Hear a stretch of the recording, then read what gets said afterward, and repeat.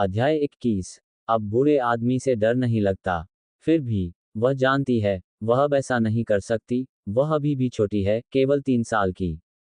भले ही इनमें से कोई भी व्यक्ति यह न जानता हो कि उसकी आत्मा को बदल दिया गया है, वे अंत में तांग जिन्यान को सारी गलतियों के लिए दोषी ठहराएंगे, उस पर तांग युक्सिन को अच्छी तरह से न पढ़ाने का आरोप लगाएंगे। बहुत संभव है कि वह फिर से सांग जिलान द्वारा ले जाई जाए और अपने पिछले जीवन के भाग्य में वापस लौट जाए। इस जीवन में वह सांग जिलान के साथ तांग परिवार को बिल्कुल नहीं छोड़ेगी। वह अपने पिता का अनुसरण करना चाहती है। वह ये सुनिश्चित करना चाहती है कि उसके पिता एक अच्छे जीवन जिएं, एक बड़े घर में बुढ़ापे में मजदूरी करने के बजाय अपनी खोई हुई बेटी का समर्थन करें, अपनी बेटी की विश्वविद्यालय शिक्षा और अपनी बेटी के घर का खर्च उठाएं। लेकिन न तो घर और न ही बेटी अब मौजूद है। क्या तुम दादाजी चेन के घर जा रही हो? तांग जिन्यान ने एक पल के बाद नीचे बैठते हुए महसूस किया कि दादाजी जोंग, जिसे तांग युक्सिन ने आवाज दी थी, चेन जोंग को संदर्भित करता है। उसने अपनी बेटी के नाजुक चेहरे को विस्मय से देखा। शिनिक्सिन, क्या तुम पहले हमेशा दादाजी चेन से नहीं डरती थी? तुम उनके घर से बचने के लिए अपने रास्ते से भी बाहर निकल गई, अब तुम वहां क्यों जाना चाहती हो? दरअसल चेन जोंग से सिर्फ तांग युक्सिन ही नहीं डरता, बल्कि गांव के सभी बच्चे डरते हैं। यही वह हिस्सा है जिसे तांग जिन्यान नहीं समझ पाता। आखिरकार अंकल जोंग एक अच्छे इंसान हैं। हालांकि उनसे संपर्क करना आसान नहीं है, लेकिन अगर गांव वाले उनसे कोई मदद मांगते हैं तो वे हमेशा मदद करते हैं। वे अमानवीय या निर्दयी शैतान नहीं हैं जैसा कि दूसरे लोग उन्हें चित्रित करते हैं। अब गांव वाले बच्चों को ये कहकर क्यों डराते हैं कि अगर वे रोएंगे तो वे उन्हें चेन जोंग को खिला देंगे, और बच्चे तुरंत रोना बंद कर देते हैं। अब तांग युक्सिन को क्या हो गया है? जिस चीज से वह सबसे ज्यादा डरती थी, अब वह उसी की चाहत रखती है। दादाजी जोंग के घर पर अच्छी खुशबू आती है। तांग युक्सिन ने अपनी छोटी सी नाक सिकोड़ ली। वह उन सुगंधों को सूंघना चाहती थी, जड़ी बूटियों की खुशबू और उस अजीब पौधे की ठंडी खुशबू। ठीक है। फिर तांग जिन्यान ने अपनी बेटी को उठाया और उसे चेन जोंग के पास ले गया। चाचा जोंग, क्या आप घर पर हैं? उसने बाहर से दरवाजा खटखटाया और अंदर से भी आवाज लगाई। सभी बातों से पता चलता है कि उसे पता था कि कोई अंदर है क्योंकि दरवाजा खुला था। अगर घर पर कोई नहीं होता तो स्वाभाविक रूप से दरवाजा बंद और बंद होता। हालांकि गांव के लोग बहुत अच्छे और ईमानदार थे, लेकिन ऐसा नहीं था कि वे घरों को खुला छोड़ देते या सड़क पर खुले पैसे ढूंढ लेते।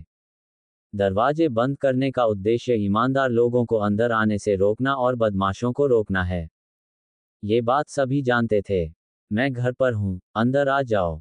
अंदर से चेन जोंग की आवाज आई, जो बहुत उत्साहपूर्ण नहीं थी।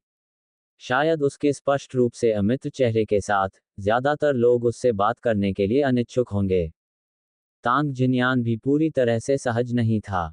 उसने हिम्मत करके अंदर कदम रखा, लेकिन इन सब के मुकाबले उसे अपनी बेटी का उदास चेहरा देखना और भी ज्यादा नापसंद था। क्या हुआ? क्या आपको कहीं कोई बीमारी है? चेन जोंग ने जो जड़ी बूटियां छांट रहा था, उन्हें नीचे रख दिया और तांग जिन्यान और उसकी बेटी को उदासीन नजरों से देखा। अंकल जोंग, ये कुछ भी नहीं है, तांग जिन्यान ने जल्दी से समझाया। मेरी बेटी युक्सिन ने कहा कि आपके घर से अच्छी खुशबू आती है और वह यहाँ घूमना चाहती है। क्या आपको कोई आपत्ति है? उसने सावधानी से पूछा। उसे डर था कि चेन जोंग उन्हें अस्वीकार कर सकता है। चेन जोंग की नज़र कुछ देर तक तांग युक्सिन के चेहरे पर टिकी रही। जब तांग जिन्यान को लगा कि वह उन्हें बाहर निकालने वाला है, तो उसने सिर हिला दिया। ठीक है, तुम उसे यहीं छोड़ सकते हो। बस रात के खाने के समय आकर उसे ले जाना। उन्होंने अभी अभी नाश्ता किया था और दोपहर का भोजन अभी भी लगभग 4 घंटे दूर था। तांग जिन्यान ने अपनी समय सीमा की गणना करते हुए माना कि वह खेत में अच्छी तरह से काम कर सकता है। जहां तक अपनी बेटी को यहां छोड़ने की बात है, तो वह पूरी तरह से निश्चिंत था। अध्याय 22। ठंडी खुशबू। तांग युक्सिन अब कितना अच्छा व्यवहार करता है। इसके अलावा चेन जोंग भी एक भरोसेमंद आदमी है। तांग जिन्यान ने अपनी बेटी का छोटा सा हाथ छोड़ दिया, फिर उसके सामने झुक गया। आज्ञाकारी बनो, दादाजी चेन को सचेत करने के लिए कोई आवाज मत करो, समझे? मम, तांग युक्सिन ने जोर से सिर हिलाया, उसका छोटा सा सिर हिल रहा था।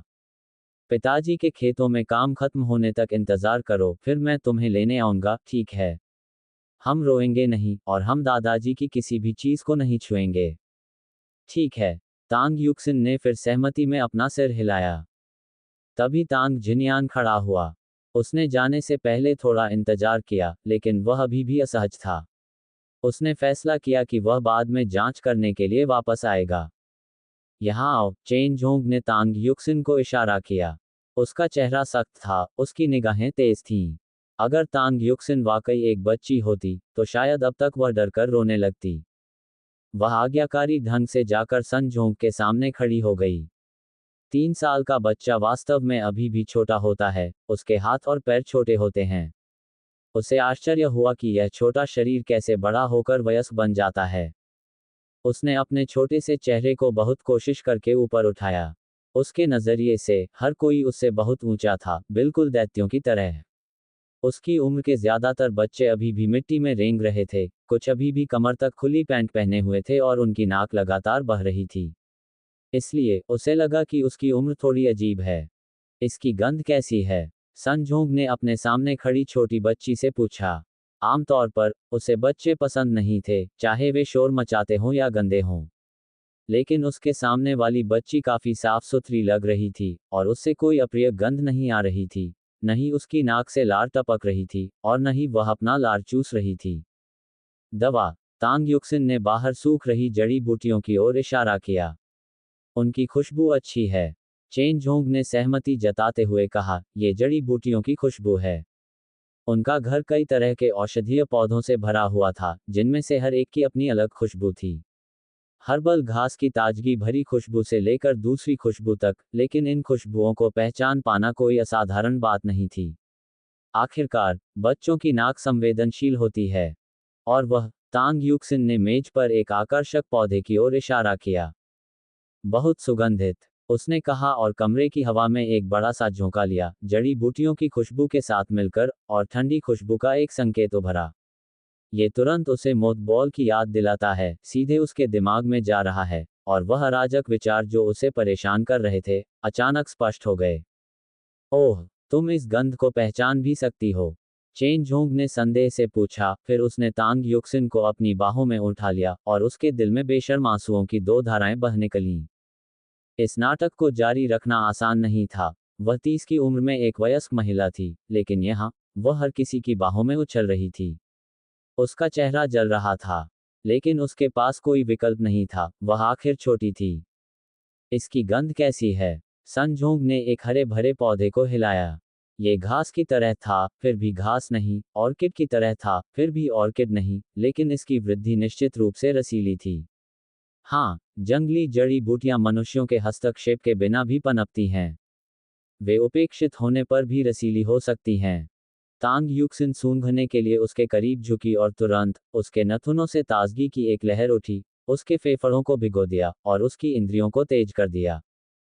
ठंडी खुशबू। तांग युशियांग कांप उठा। एक सुगंध जो ठंडी लगती है। ये सही है। चेन जोंग ने तांग युक्सिन को फिर से अपने पैरों पर खड़ा किया। यह इंक फ्रॉस्ट है। ये ताजगी देने वाला है, और जब इसे यहाँ की अन्य जड़ी बूटियों के साथ मिलाया जाता है, तो यह एक अनोखी खुशबू देता है जो किसी के विचारों को साफ कर देता है। ज्यादा सांस लें, और आपकी आंखें चमक उठेंगी, आपका दिमाग साफ हो जाएगा, ऐसा लगता है कि आप भाग्यशाली हैं। अध्याय 23। साफ दिमाग का सूप, एक बढ़िया चीज। तांग युक्सिन की आंखें हल्की चमक उठीं। आखिरकार वह सही थी। तो, उसकी आंखें ज्यादा चमकदार हो सकती हैं, वह ज्यादा समझदार हो सकती है। तो, क्या इसका मतलब यह है कि उसे भविष्य में चश्मा पहनने की जरूरत नहीं होगी? उसे हर दिन अपनी आंखों की पुतलियों को छूकर अपने कॉन्टैक्ट्स नहीं निकालने होंगे। उसने फिर जोर से उसे सूंघा। उसे साफ साफ महसूस हो रहा था कि ठंडी खुशबू उसके नथुनों में, फिर उसके फेफड़ों में और आखिर में उसके दिमाग में घुस रही है। वह दरवाजे के पास बैठ गई, अपना छोटा सा चेहरा उठाया, और चेन जोंग को लगातार जड़ी बूटियां सुखाते हुए देखा। अगेव, चिकन हॉट घास। चेन जोंग ने जड़ी बूटियों को छांटकर नाम दिए, जबकि तांग युक्सिन देखती रही और याद करती रही। छोटी लड़की, इधर आओ। चेन जोंग ने तांग युक्सिन को हाथ हिलाया, वह खड़ी हो गई, उसका मन अब अविश्वसनीय रूप से स्पष्ट था।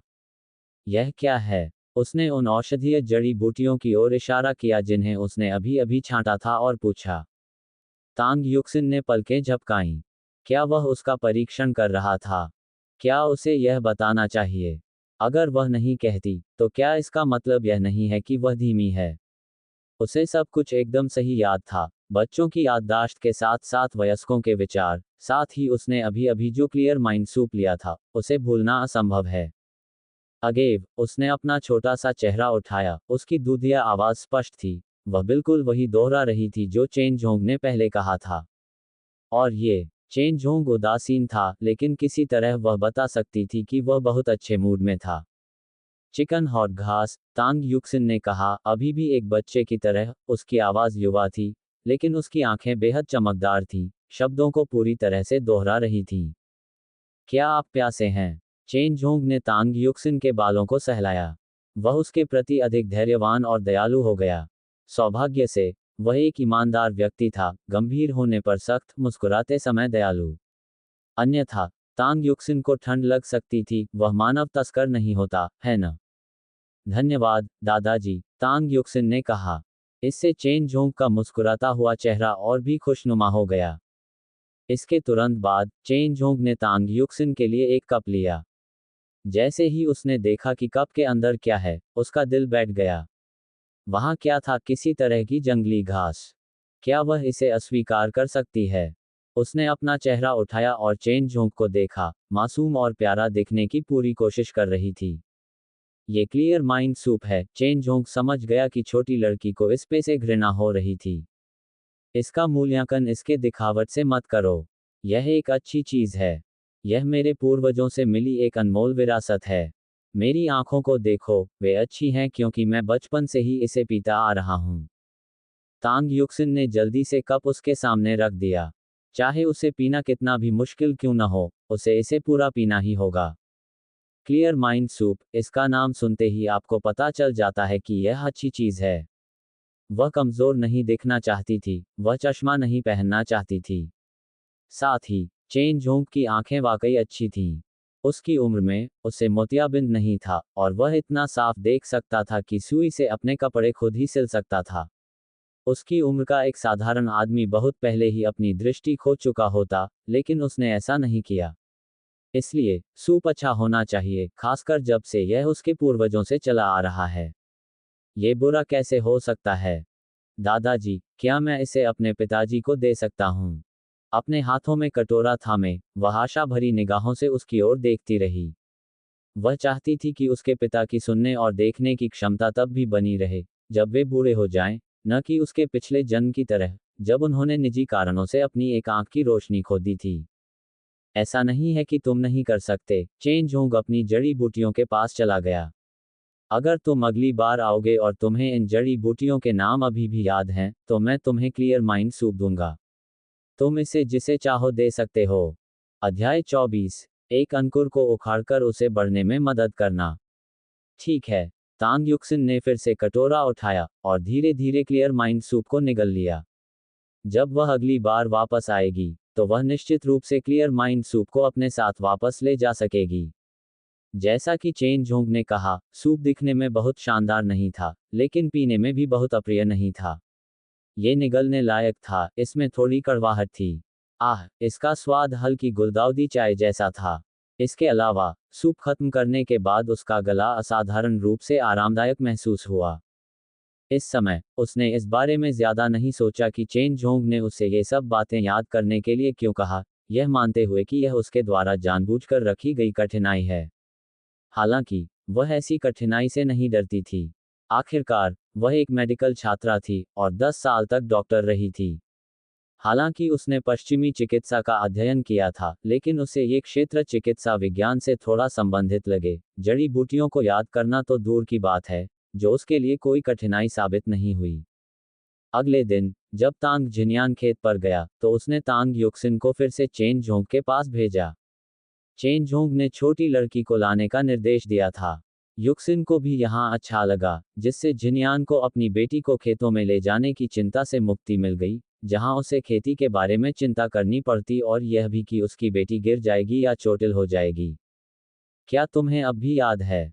चेन जोंग ने युक्सिन से पूछा, जो साफ सुथरी और साफ सुथरी थी। भले ही उसका ख्याल उसके पिता रखते थे, लेकिन उन्होंने उसे बहुत ज्यादा लाड़ प्यार नहीं किया।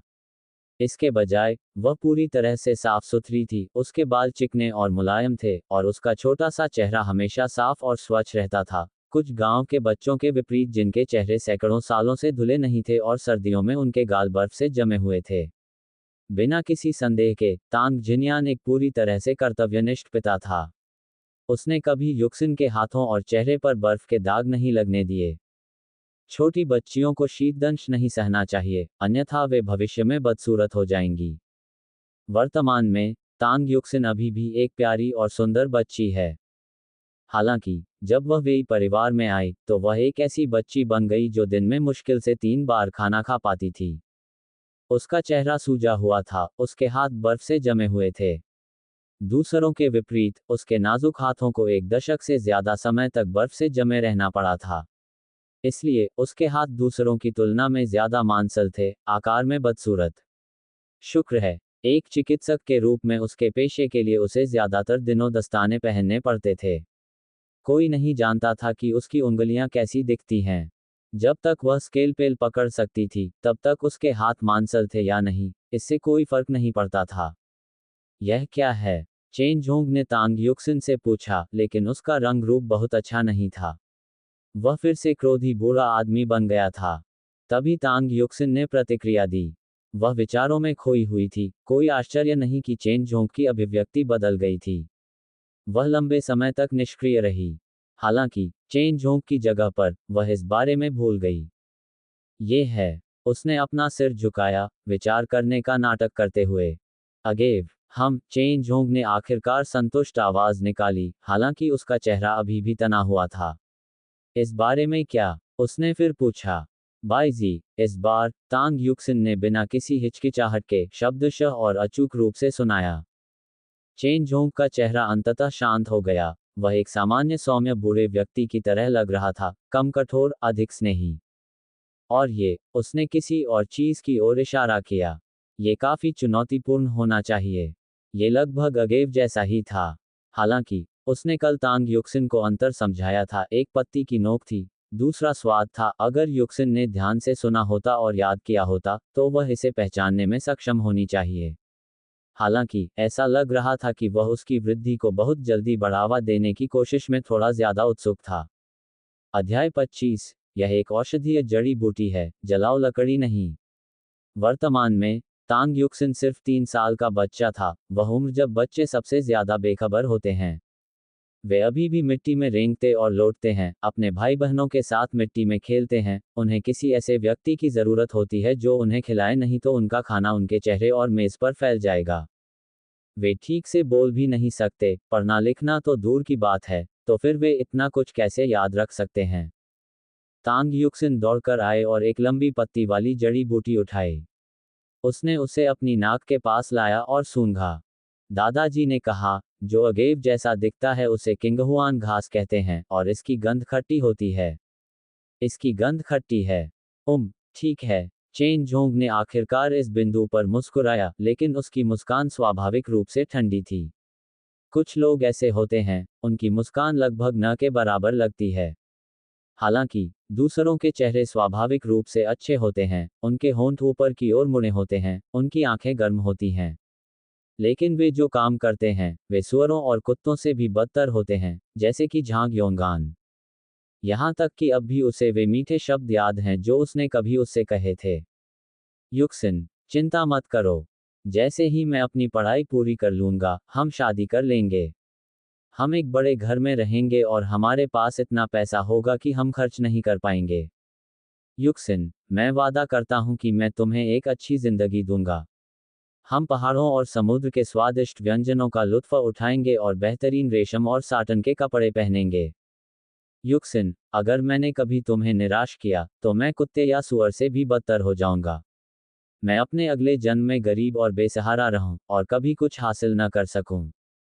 लोग अपने अगले जन्म की कस्में खाना पसंद करते हैं, लेकिन कौन जानता है कि वे खुद अगले जन्म में कौन होंगे, या उनका अगला जन्म कहां होगा?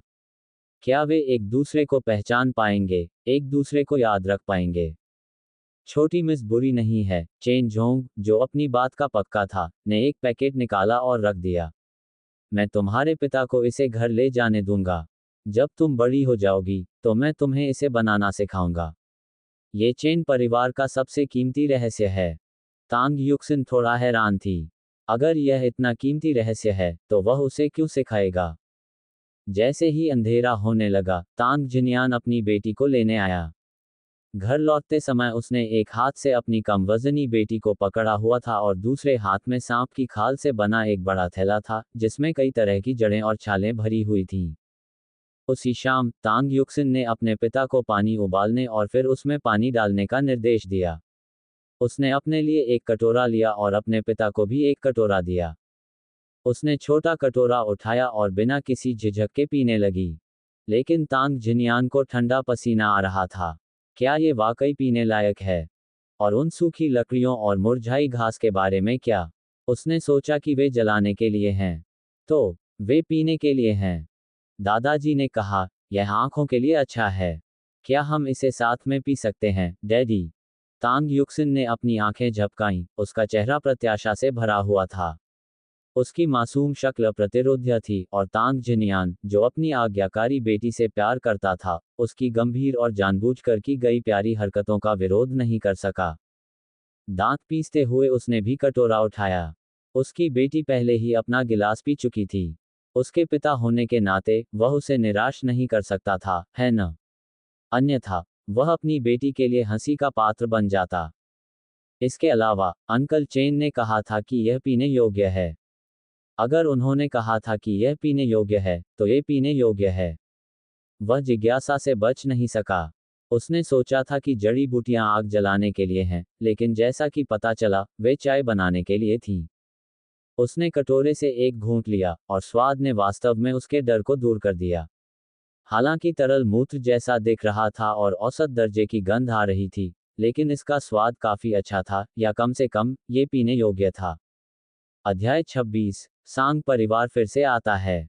अगले दिन सुबह सुबह जब तांग युक्सिन उठी तो उसने चेन जोंग से फिर मिलने की योजना बनाई। उसे वहां की औषधीय जड़ी बूटियों की खुशबू और इंकफ्रॉस्ट की ठंडी सुगंध बहुत पसंद थी, और खुद एक डॉक्टर होने के नाते उसे औषधीय सामग्रियों से बहुत लगाव था। हालांकि जैसे ही वे जाने वाले थे, सांग परिवार आ पहुंचा। सभी के चेहरे लंबे थे, जो स्पष्ट रूप से बुरे इरादों का संकेत दे रहे थे। तांग परिवार के पास अब एक उचित मेज या कुर्सियां भी नहीं थीं, सब सांग परिवार ने ले ली थीं। तांग जिन्यान ने पहाड़ से एक बड़ा पेड़ का तना खरीदा था और उसके किनारों को समतल करके एक ऐसी मेज बनाई थी जिस पर खाना खाया जा सके। यहाँ तक कि स्टूल भी पेड़ की जड़ों से बने थे। हालांकि वे देखने में सुंदर नहीं थे, लेकिन वे वास्तव में बहुत ठोस थे। घर में मिट्टी से बने मिट्टी के कंग बेड के अलावा कुछ भी नहीं बचा था। अगर सांग परिवार इसे लेना भी चाहे तो मिट्टी के कंग बेड को तोड़ना और मिट्टी को वापस ले जाना असंभव होगा, है न? सांग परिवार के आने की बात सुनकर तांग जिजुन को डर था कि उसके अच्छे स्वभाव वाले बड़े भाई का फायदा उठाया जाएगा, इसलिए उसने जल्दी से गांव से कुछ युवा लड़कों को बुलाकर कुछ बल प्रयोग करने के लिए कहा।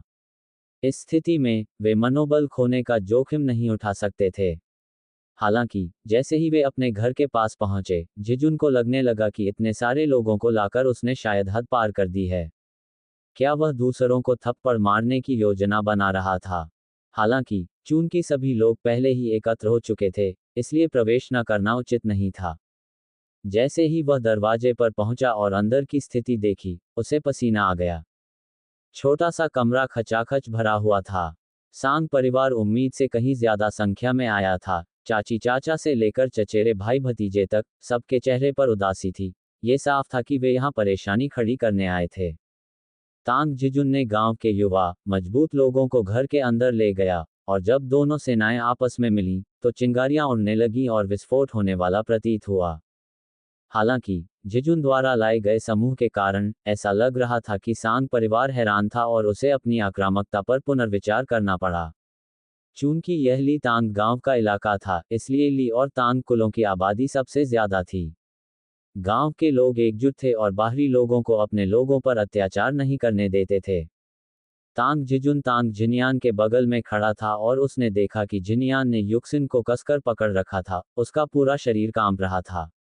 6 फीट से ज्यादा लंबा एक बड़ा आदमी आंसुओं के कगार पर था। बड़े भाई, उसने उत्सुकता से तांग जिनियान को पुकारा, वे क्यों आए हैं?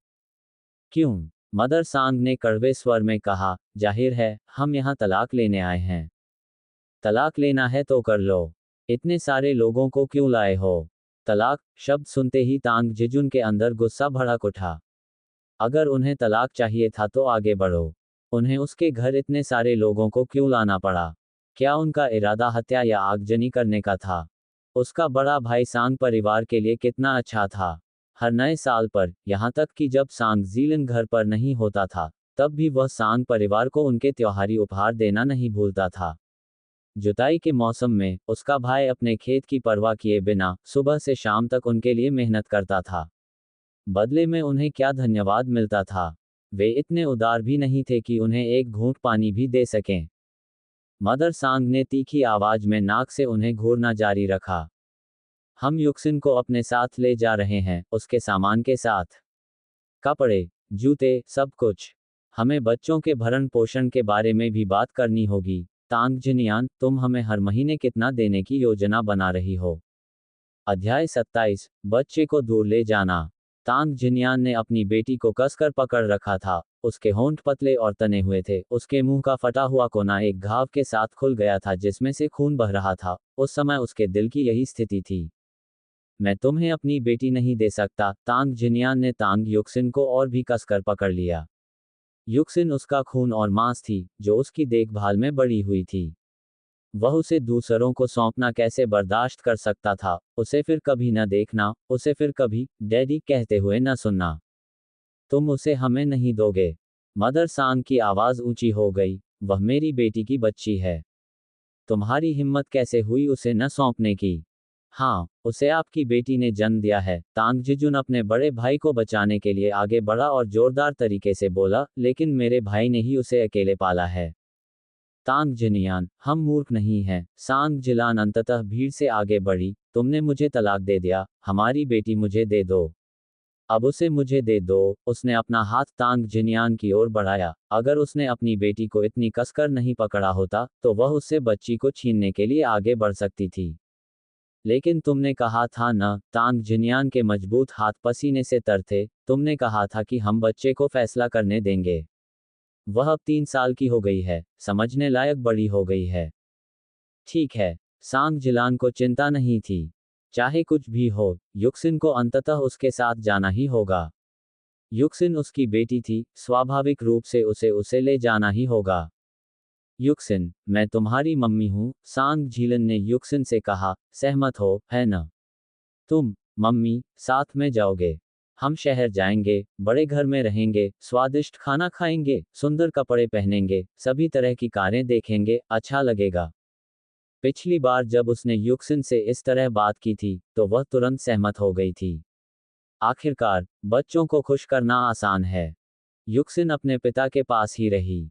उसके सामने खड़ी युवती कोई और नहीं बल्कि उसकी पिछली जिंदगी की माँ थी। वह हंसता हुआ चेहरा, जैसा कि उसके पिछले जन्म में था, अभी भी पाखंडी और कुछ हद तक घिनौना लग रहा था। हाँ, अपने पिछले जीवन में, सांग जिलन ने उसे धोखा देकर वेई के घर में घुसने में कामयाब रही थी और उसके पिता को छोड़ दिया था। उसने उसे मुआवजा देने के लिए धोखा देने की भी योजना बनाई थी। इस महिला में सिद्धांत और नैतिक अखंडता की कमी है। यदि ऐसा होता, तो उसने विवाह के दौरान वेई तियान के साथ संबंध नहीं बनाए होते और वेई जियानी को जन्म नहीं दिया होता, तथा झूठा दावा नहीं किया होता कि वह वेई तियान की पिछली शादी से उत्पन्न बेटी है, जबकि वास्तव में वह उसकी अपनी संतान थी। ये जीवन भी पिछले जीवन जैसा ही था। सांग झीलन अपने साथ कई लोगों को लेकर आई थी, और मीठी मीठी बातें करके उसे मनाने की कोशिश कर रही थी। युक्सिन ने कभी भी सांग झीलन के साथ जाने की योजना नहीं बनाई थी। वह इस मामले के बारे में पूरी तरह से भूल गई थी। यह आज का दिन नहीं था जब सांग झीलन उसे ले गया था और तांग जिनियान ने अपनी बेटी की कठिनाइयों के डर से 500 युआन की अपनी जीवन भर की बचत को इकट्ठा किया और उसे सांग झीलन को सौंप दिया। उस समय की यह राशि आज के हिसाब से 50,000 युआन के बराबर थी। ये पैसा आखिरकार किसकी जेब में गया, ये युक्सिन को नहीं पता था। उसे बस इतना पता था कि यह पैसा निश्चित रूप से उसका नहीं था। सांग जिलान अपनी बाहें फैलाए रही, इस इंतजार में कि युक्सिन उसे पकड़ने की इजाजत दे। वह बेसब्री से इस दरिद्र जगह को छोड़ने का इंतजार कर रही थी, और बेशक वह घर से पैसे लेकर जाएगी। अन्यथा वह एक अकेली महिला अपनी बेटी का पालन पोषण कैसे कर सकती थी? युक्सिन, क्या बात है? वह मुस्कुराती रही, लेकिन उसका चेहरा भी कांपने लगा। इस बच्ची को क्या हो गया है? क्या वह मूर्ख हो गई है? आज वह आज्ञाकारी क्यों नहीं है? आमतौर पर वह उत्सुकता से अपनी मां की तलाश करती। अध्याय 28। मां के साथ घूमना। युक्सिन, मम्मी के पास आओ। मम्मी तुम्हें कई मंजिलों वाली ऊंची इमारत दिखाने ले जाएंगी, और बहुत सारा स्वादिष्ट खाना भी मिलेगा। सांग झीलन ने अपने हाथ आगे बढ़ाए। मम्मी तुम्हारे लिए एक सुंदर ड्रेस खरीदेगी, क्या आपको लगता है? तांग युक्सिन स्थिर रहा। जब सांग झीलन तांग युक्सिन को छीनने की इच्छा से खुद को रोक नहीं पाया, तो तांग जिजुन अपने सबसे बड़े भाई के सामने खड़ा हो गया। बस, सांग जिलान, उसने सांग जिलान का पूरा नाम पुकारा। इस तरह एक बच्चे को धोखा देने का क्या मतलब है? क्या धोखा? जैसे ही सांग झीलन ने यह सुना, उसका चेहरा सख्त हो गया। मैं अपनी बेटी से बात कर रही हूं। ये तुम्हारा कोई काम नहीं है। मेरे रास्ते से हट जाओ। तांग जिजुन ने अपने दांत भींचे और अकड़कर खड़ा हो गया, अपने सबसे बड़े भाई और भतीजी को सांग झिलन से दूर रखा। जब तक वह वहां था, वह सांग को अपने ईमानदार, भोले बड़े भाई को धमकाने या लिटिल शिनिक्सिन को ले जाने नहीं देगा। सांग जिलान, इस सब का क्या मतलब है? क्या तुम बच्चे को चुनने नहीं दोगे? बस उसे चुनने दो। उसे क्या पता होगा? सांग जिलान ने तांग जिजुन को रूखेपन से टोकते हुए कहा। वह सिर्फ 3 साल की है। अगर तुम लोग उसे भ्रमित करोगे, तो क्या तुम्हारे शब्द ही अंतिम नहीं होंगे? आज मुझे अपनी बेटी को ले जाना ही होगा। जिपिंग, जाओ और अपनी बहन की मदद करो, ताकि वह बच्चे को संभाल सके, सांग की मां ने अहंकार से कहा। वह किसी महारानी की तरह बैठी थी। यहाँ समय क्यों बर्बाद करो? बस बच्चे को ले जाओ, हमारी चीजें ले लो और इस बेचारी जगह से निकल जाओ। 1 मिनट और रुकना उसे असहज कर रहा था। दोनों सांग भाई आगे बढ़े, और तांग जिजुन नामक गांव वाले भी उनके पीछे चले गए। दोनों पक्ष लड़ाई के लिए तैयार लग रहे थे। तभी एक बचकानी सी आवाज सुनाई दी, बहुत साफ, बहुत तीखी। ठंडे पानी की बूंदों की तरह, अपनी ठंडी, चुभती आवाज से मानो सबके दिलों में बर्फ जम गई हो। पिताजी को सौतेली मां नहीं मिल सकती। क्या आप, मां, सिर्फ एक बच्चे से संतुष्ट हो सकती हैं? तांग युक्सिन ने अपना चेहरा ऊपर उठाया और सांग झीलन को घूरते हुए कहा, मम्मी, क्या तुम ये कर सकती हो? क्या तुम सिर्फ मुझसे संतुष्ट हो सकती हो? ये कैसे संभव है? सांग की मां ने सांग झीलन के जवाब देने से पहले ही कठोरता से जवाब दिया। तुम्हारी मां अंततः दोबारा शादी कर लेगी। वह सिर्फ तुम्हारी देखभाल कैसे कर सकती है? भविष्य में उसे बुढ़ापे में सहारा देने के लिए किसी की जरूरत होगी। लेकिन मेरे डैडी को सिर्फ मेरी जरूरत है, तांग युक्सिन ने तांग जिनियान की गर्दन से लिपटते हुए कहा। उसके पिता, जो दिल से ईमानदार थे, ने अपनी बेटी के साथ गलत व्यवहार करने के डर से पिछले जन्म में शादी नहीं की थी। उसे विश्वास था कि इस जन्म में भी वे ऐसा ही करेंगे। हाँ, मैं कर सकता हूँ, तांग जिनियान ने अपनी बेटी को कसकर गले लगाते हुए कहा। मैं, तांग जिनियान, बिना दूसरी पत्नी के, बिना बेटे की जरूरत के अपना जीवन जी सकता हूँ। उसका जीजुन अभी भी यहाँ था। साथ ही, एक बेटी होने से उसे बहुत संतुष्टि मिली। वह ऐसा बेटा नहीं चाहता था जो उसके प्यारे युक्सिन के साथ स्नेह के लिए प्रतिस्पर्धा करे। उसकी युक्सिन बहुत अच्छी और सुंदर लड़की थी। वह उसे कभी किसी के द्वारा तंग नहीं होने देगा, यहाँ तक कि अपने बेटे द्वारा भी नहीं। ये सुनकर सांग झीलन का चेहरा जम गया, और सांग की मां का चेहरा भी। शिन शिन, मम्मी के साथ आओ। तुम मां के बिना नहीं रह सकती, है न? सांग झीलन अचानक रो पड़ी। क्या वह पारिवारिक बंधन का कार्ड खेल रही थी? लेकिन इनमें से कितने आंसू असली थे और कितने दिखावटी? तांग युक्सिन अनुमान नहीं लगाना चाहती थी। शायद सांग झीलन के आंसू असली थे, शायद वह वास्तव में चिंतित थी, शायद वह वास्तव में दिल से थी। लेकिन कुछ सालों या दशकों में क्या वह इसे बरकरार रख पाएगी? या फिर वह एक स्वार्थी मां बन जाएगी, जो अपनी बेटी की खातिर अपने पूर्व पति और उसकी बेटी को चोट पहुंचाने के लिए कुछ भी कर सकती है? अध्याय 29। अब आपकी एक छोटी बहन है। जिस बेटी के लिए उसके पूर्व पति ने अपनी जान दी थी, उससे मिले पैसों का उपयोग वह अपनी दूसरी बेटी के पालन पोषण में करती है। क्या आप कह सकते हैं कि यह मां स्वार्थी है? हाँ, वह तांग युक्सिन के प्रति स्वार्थी है, लेकिन वेई जियानी के प्रति निस्वार्थ है। सभी माताएं स्वार्थी और पक्षपाती होती हैं। आप बस इतना ही कह सकते हैं कि वह अपनी दूसरी बेटी का पक्ष लेती है, और तांग युक्सिन असमर्थ होने के कारण अपनी मां का प्यार नहीं जीत सकती, और वह इस जीवन में वैसे भी इस तरह का मात्र प्रेम नहीं चाहती। उसने अपना चेहरा दूसरी ओर घुमा लिया, सांग जिलिन के पाखंडी चेहरे को देखने से इनकार कर दिया। इससे पहले कि उसका क्रोध भड़क उठे, वह उम्मीद करती है कि सांग जिलिन अब उसके सामने नहीं आएगा।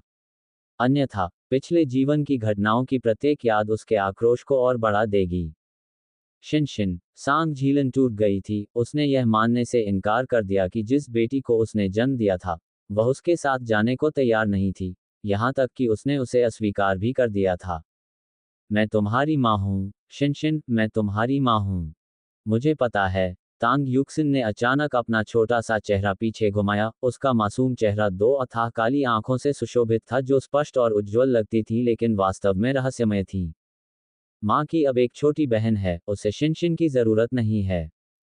अपने छोटे से मुंह को सिकोड़कर उसने एक एक करके जो शब्द उगले, उनमें अप्रत्याशित ठंडी हवा का झोंका था, जिसने अप्रत्याशित रूप से सांग जिलान को सिहरन पैदा कर दी। और छोटी बहन शब्द ने भी उसके चेहरे का रंग कुछ हद तक बदल दिया। युक्सिन, तुम क्या कह रही हो? तुम्हारी माँ की छोटी बहन कैसे हो सकती है? उसकी आवाज कठोर थी। उसने सीधे अपनी बेटी को डांटा। फिर भी उसकी आंखों में घबराहट और उसकी आवाज के लहजे में अचानक आए बदलाव से उसकी बेचैनी साफ झलक रही थी। तांग जिनियान, एक ईमानदार आदमी, शायद समझ नहीं पाया। उसने शायद सोचा कि उसकी बेटी सांग जिलान के सहकर्मी के बच्चे को, जिसे वह साथ लेकर आई थी, अपनी छोटी बहन बता रही थी। लेकिन ऐसा नहीं था। वह बहुत भोला था, सांग जिलान पर बहुत भरोसा करता था। उसकी धारणाएं सिर्फ धारणाएं थीं।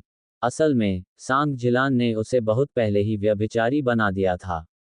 और यह व्यभिचार 2 साल से ज्यादा समय तक चला था। तांग युक्सिन ने सिर्फ इतना ही कहा कि यह हुआ है या नहीं। यह ऐसी बात नहीं है जिसे सांग झीलन सिर्फ ये कहकर नकार सके कि ऐसा नहीं हुआ। स्वर्ग जानता है, धरती जानती है, तांग युक्सिन जानती है, और जाहिर है सांग झीलन खुद भी जानती है। उसका जो प्रेम संबंध था, उसका जो बच्चा था, वह इससे इनकार नहीं कर सकती। अंत में सांग झीलन को बहुत बुरा लगा। वह सोच रही थी कि क्या तांग युक्सिन ने कुछ देखा है, लेकिन यह असंभव था। जियानी केवल 2 साल की थी और हमेशा वेई तियान के साथ रहती थी। वह कभी ली तांग गांव नहीं गई थी और स्वाभाविक रूप से उसने तांग युक्सिन से कुछ भी नहीं कहा था। लेकिन तांग युक्सिन ने स्पष्ट रूप से जियानी को कभी नहीं देखा था और वह सिर्फ 3 साल की थी। उसे ये सब कैसे पता चला? लेकिन तांग युक्सिन की बातों से सांग झीलन का दिल बेचैन हो गया। शायद यह अपराध बोध था। वह डरी हुई थी और पकड़े जाने से डर रही थी। सांग झीलन को व्याकुल देखकर और तांग युक्सिन के द्वारा कहे गए शब्दों, विशेष रूप से छोटी बहन वाक्यांश को देखकर तांग जिजुन को अचानक डूबने जैसा महसूस हुआ। क्या ऐसा हो सकता है कि सांग झीलन के पास कोई और था और इसलिए उसने अपने भाई को तलाक देने पर जोर दिया? सांग झीलन ने अब बच्चे को लेने पर जोर नहीं दिया और मां सांग को अपना चेहरा जलने लगा। लोग उसे इतनी अजीब तरह से क्यों देख रहे थे, जैसे कि वह खुली हुई हो और दूसरों से घिरी हुई हो। उन्होंने अपना सामान नहीं लिया, पैसे लेने से इनकार कर दिया और बच्चे का जिक्र तक नहीं किया। परिवार जल्दी में आया और ऐसे चला गया जैसे कि भागकर अस्त व्यस्त हो गया हो। बड़े भाई, क्या आपको यह अजीब नहीं लगता? गांव वालों को विदा करने और अपना आभार व्यक्त करने के बाद जब तांग जिजुन वापस लौटा तो उसने तांग जिन्यान के साथ इस मामले पर चर्चा की। अध्याय 30। वास्तव में वह सब कुछ जानता है। तुम्हारी भाभी बहुत ज्यादा दोषी लगती है। क्या तुम्हें लगता है कि वह किसी और को डेट कर रही है? बकवास मत करो, ऐसी कोई बात नहीं है। तांग जिन्यान ने अपने भाई को सावधान किया। हालांकि हम तलाक ले रहे हैं, लेकिन जब तक यह अंतिम रूप से तय नहीं हो जाता, वह अभी भी तुम्हारी भाभी बनी रहेगी। लेकिन भाई, तुम्हारी भाभी निश्चित रूप से दोषी लगती हैं। क्या तुम्हें लगता है कि वह किसी और के साथ है? बकवास मत करो, ऐसी कोई बात नहीं है। तांग जिन्यान ने एक बार फिर अपने भाई को डांटा। हम तलाक की ओर बढ़ रहे हैं, लेकिन तब तक वह अभी भी तुम्हारी भाभी है। लेकिन भाई, तांग जिजुन को कुछ गड़बड़ होने का अंदेशा था। यह अजीब था कि अचानक से उसने घर आना बंद कर दिया, अपनी बेटी के प्रति कोई स्नेह नहीं दिखाया और तलाक की बात करने लगी। यह मानना बेईमानी था कि उसके दिल में कोई अपराध बोध नहीं था। वह तांग जिनयान के साथ इस बारे में चर्चा करना चाहता था, लेकिन उसके बड़े भाई ने इस पर ध्यान नहीं दिया और अपनी बेटी पर ध्यान केंद्रित किया। जाहिर तौर पर इन मामलों पर चर्चा करने में उसकी कोई दिलचस्पी नहीं थी। वह अपनी खुद की व्यभिचारिता के बारे में पूरी तरह से आश्वस्त लग रहा था। तांग जिनयान ने तांग युक्सिन को उसके कंबल से ढक दिया। उसका बड़ा हाथ उसकी छोटी बेटी के सिर पर टिका हुआ था। ये छोटी, कोमल बच्ची उसकी बेटी थी, जो उसके जीवन की एकमात्र संतान थी। मुझे पता है, उसने कहा, उसकी आंखों में एक अनजानी चोट झलक रही थी।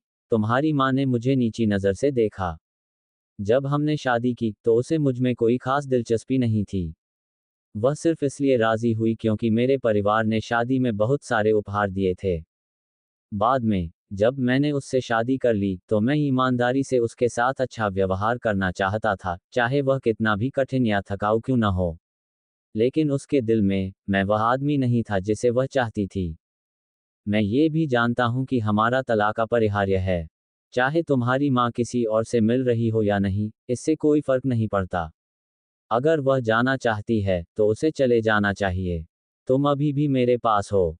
किसी को जबरदस्ती रखने का क्या फायदा, अगर उसका दिल तुम्हारे साथ नहीं है। तांग युक्सिन सोई नहीं थी, वास्तव में नहीं। तांग जिनयान के जाने के बाद ही उसने अपनी आंखें खोलीं। उसने हमेशा अपने पिता को एक ईमानदार, सरल किसान के रूप में देखा था, जिसकी बुद्धि धीमी थी और जो केवल खेत जोतने पर ध्यान केंद्रित करता था।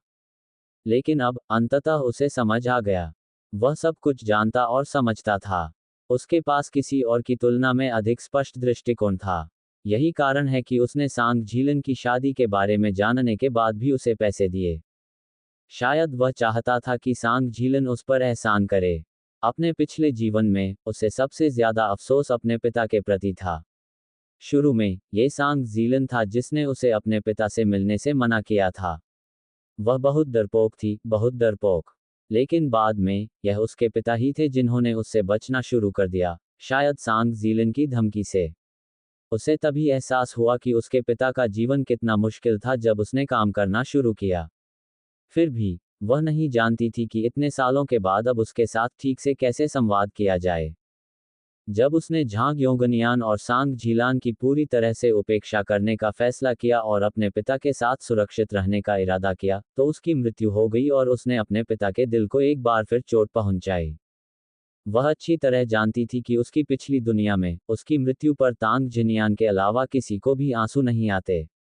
शायद उनके विचार से, उनकी अनुपस्थिति से चीजें थोड़ी बेहतर हो जाएंगी, कम से कम वह कुछ लोगों के रास्ते में बाधा नहीं बनेंगी। लेकिन उसके गरीब बूढ़े पिता को अपनी संतान से अधिक जीने के लिए छोड़ दिया गया।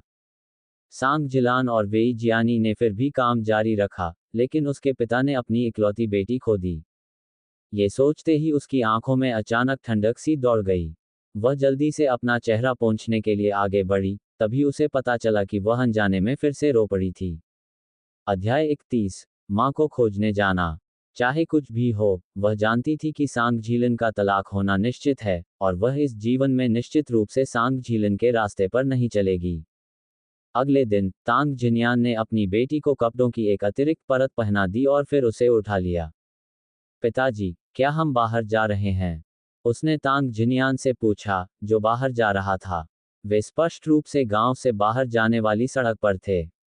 वे कहाँ जा रहे थे? हाँ, डैडी तुम्हें मम्मी से मिलने ले जा रहे हैं। तांग जिनयान ने अपनी बेटी को दुपट्टे से लपेटा। हालांकि वसंत का मौसम था, फिर भी हवा में ठंडक थी। मुझे माँ नहीं चाहिए, तांग युक्सिन ने अपना चेहरा दूसरी ओर फेर लिया। वह अपनी माँ की जरूरत की उम्र से बहुत आगे निकल चुकी थी। जब उसे चूहे ने काटा, तो उसकी माँ कहाँ थी? जब उसे वेई जियानी ने मारा, तो उसकी माँ कहाँ थी? जब उसकी अपनी बहन ने उसके पति को चुरा लिया, तो उसकी माँ कहाँ थी? अपने पूरे जीवन में, उसने केवल एक घर के लिए ही पैसे बचाए थे। मूल रूप से, उसने अपने पिता को अपने साथ वहां ले जाने की योजना बनाई थी, लेकिन उन्होंने उसे धोखा देकर पहले वेई जियानी को ये कहते हुए घर सौंप दिया कि इससे वेई जियानी की शादी हो जाएगी। लेकिन उसने किससे शादी की? उसने अपनी बहन के पति, अपने ही जीजा से शादी की।